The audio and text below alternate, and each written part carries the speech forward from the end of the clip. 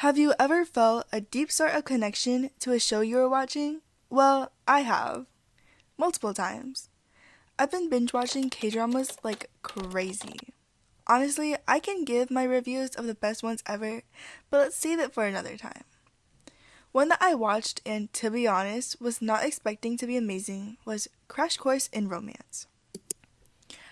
At first, I expected it to be just mediocre, maybe okay at best, and I was not expecting to cry. Well, let's just say, many tears were shed during it. Although this drama is focused a lot on romance, obviously, that wasn't the kind of connection I felt towards it though. All the students in this drama were feeling heavy pressures on grades, feeling pressures of being number one student, even though they were already top three, and feeling the pressures of their parents who did everything they could to make sure their kid was top of the school. Let's just say, as a student myself, it was intense. The stress, the pressure, the dying rather than failing mindset.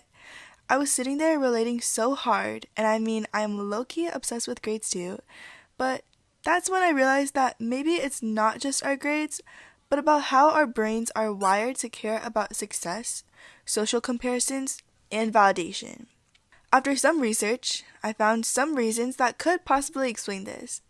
So today, let's break it down and dive into the psychology of why we stress over grades and why it sometimes makes no sense.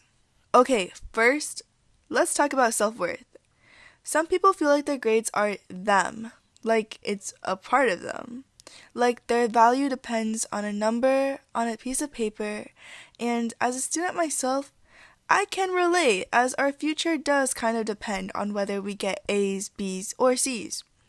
However, this is called contingent self-worth, which is when you basically feel good about yourself only if you succeed. For example, you ace a test. Awesome.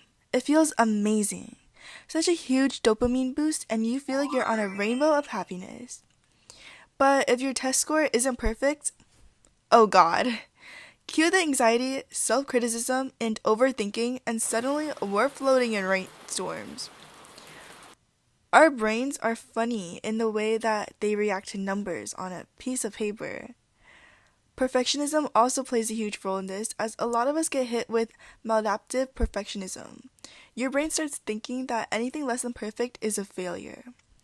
Even a 95 feels like a total disaster. Then, of course, the social comparison. This is so normal as humans naturally look at others and wonder if they are good enough. So if your friend aced a test, your brain thinks, I'm behind, I'm failing, I suck. Even if you did fine. This is called social comparison theory. Your brain is basically wired to compare constantly. So yeah, watching this drama low-key opened my eyes. I realized obsessing over grades isn't just about me being extra or dramatic. It's just how the human brain works. But it also made me think, why am I letting numbers decide how I feel about myself? Why am I rotting away obsessing over grades? Why am I letting this take over my life? And honestly, after realizing all of this, it felt so freeing. Like I grew wings and flew off. 'Cause you don't have to tie your worth to every test, every assignment, every little thing.